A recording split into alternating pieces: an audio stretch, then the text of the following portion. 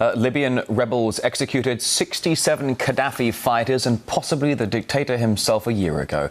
That's according to a new report by Human Rights Watch. The loyalists of the regime were said to have been abused and murdered.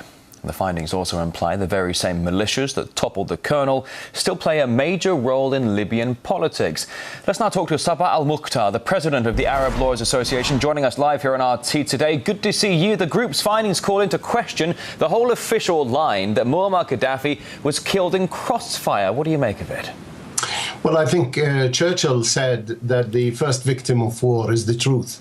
If one looks at what the government in Libya is saying, what the rebels have said, what NATO has said, indeed, even the major powers like the US and Britain, they were all telling lies, to say the least.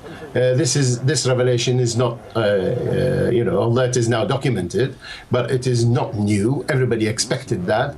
I've attended a number of hearings in the Human Rights Council whereby people were questioning the number of civilians who were killed by NATO. But at the end of the day, NATO and the US and the Western power got themselves involved in removing the regime without knowing with whom they are going in bed.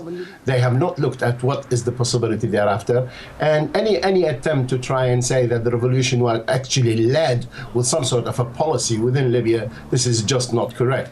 The people revolted, NATO jumped on board, and that's the result of it. So, of course, human rights abuses were done by Gaddafi, by the revolution, and by NATO. And NATO plays quite a big role and has a full responsibility. I think it's very embarrassing this revelation would be to the Western powers. I was just going to say some might indeed call it embarrassing. Here we have the issues that Libyan rebels executed 67 Gaddafi fighters and, of course, the leader himself. And, of course, they were being backed by NATO the entire time. The report appears, though, just days before Libya celebrates the anniversary of Sirte's fall, Gaddafi's hometown.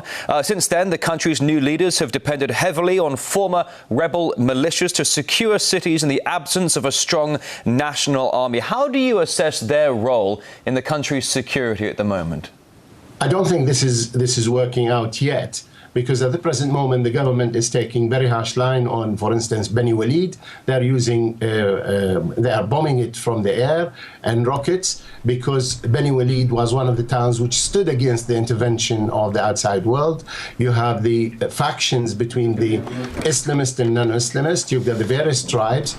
So all these factions are taking the law into their hand. The government is totally not in control. They're trying to paper on the cracks by this process which is going on, the political one. I hope they succeed, but this is, again, it reminds of the situation what they have done in Iraq, for instance, when they created these various factions, put them one against each other, and then at the end of the day, put them in the same uniform, and they called it the army. Well, the allegiance does not lie with the nation. So the armed forces in Libya, or those with weapons at the moment, their allegiance is not to Libya. Their allegiance is either to their tribe or their town or their background or indeed their politics. Well, you talk about these tribal factions, having no clear allegiance here. And we bring up the issue of the government. And you mentioned moments ago the government has no control over what's truly happening in Libya. Do you think Libya has come to a point of benefiting since the Gaddafi regime was ousted?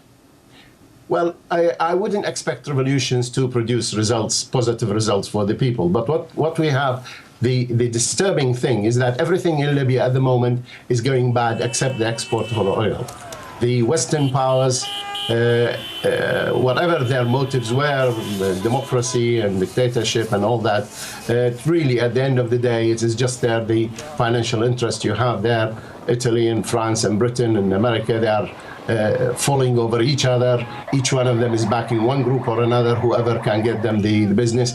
The Libyan people are certainly suffering at the moment more than they did under Gaddafi. Gaddafi was a dictator, he was a madman, he was doing all the bad things for the people, but that is only when the people were against him. At the present moment, we have a situation where the Libyans are pitched against each other, the government is pitched against some of them, the tribes are one against each other. The only thing that is going is the oil, and that's as long as it goes on, the world will not remember Libya, will not think about it. Human Rights Watch and other human rights organizations or raising this issue, quite rightly so, they are dealing with this issue when they know that, in fact, when one looks at Chris Stevens, the U.S. ambassador, who actually, he is a U.S. ambassador, and he goes there and take a picture, a photograph with the body of Gaddafi showing the thumbs up signal. Now, isn't that an abuse of human rights? Is that what the Geneva Convention says about people who are killed? Is this the respect of human rights? But no, that is a different issue. What we come out, so the selectivity in this aspect on the politicians, not on the side of the human rights organization or the other organizations. Those people are doing their job. What has happened there is contrary to the human rights, it's contrary to international law. It constitutes war crimes, and people should be answering for that. But does that include NATO? People are talking at the present... Does it include NATO, and does it include any members of NATO actually being held to account in the International Criminal Court at The Hague? Sabah Al-Mukhtar, I wish we had more time for this. We don't. The President of the Arab Lawyers Association, many thanks for coming on RT today.